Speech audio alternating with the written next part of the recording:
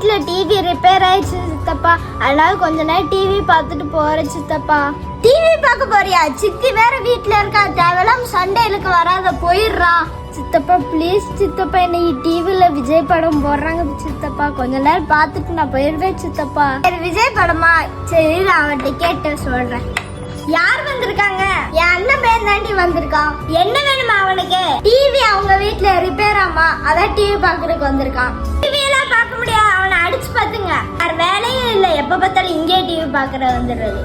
சரி கொஞ்ச நேரம் பார்த்துட்டு போட்டோமேடி. சரி உள்ள கூப்பிட்டு தொடங்க, வேற என்ன பண்றது? படம் முடிஞ்சோன்னா அவனை வீட்டுக்கு பத்தி விடுங்க. சரி ரைட், இரு அவனை உள்ள கூப்பிட்டு வரேன். டே அன்பு உள்ள வா, சித்தி உள்ள வர சொல்லியிருக்கா. ஆனா பொறுமையா சத்தம் போடாம வந்து பாரு. உள்ள வரவா? ஏன் எருமை, எதுக்கு இப்படி வீட்டுக்குள்ள ஓடி வர? சித்தி சாரி சித்தி, இனிமே இந்த மாதிரி ஓடி வர மாட்டேன் சித்தி. நான் தான் அப்பளே சொன்னேன்ல அவனை வீட்டுக்குள்ள விடாதீங்கன்னு. அமைதியா உட்காந்து பாடுறா, சித்திட்டு கேட்டு தாண்டா விட்டுருக்கேன். இல்லைன்னா அவன் 10 காலி ஆடிடுவாடா. சரி சித்தி.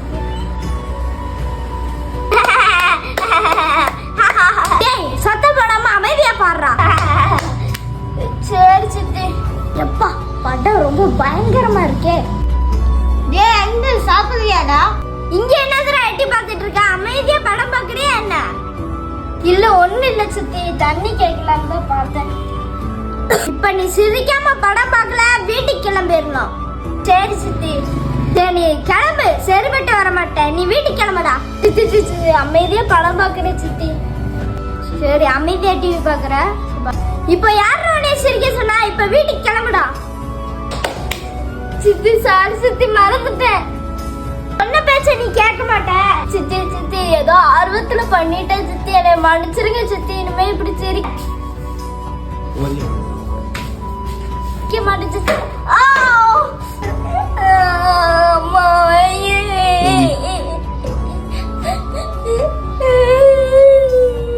வந்துட்டானுங்க, அது பார்க்கணும் டிவி பார்க்கணும் வந்துடுறானுங்க எங்க இருந்தோ. சித்தப்பா நீங்க கூப்பிட்டதுனாலதானே சித்தப்பா நான் வீட்டுக்குள்ள வந்து ஏதோ ஆர்வத்துல கத்துட்டு சித்தப்பா, எதுக்கு சித்தி இப்படி அடிக்கிறீங்க?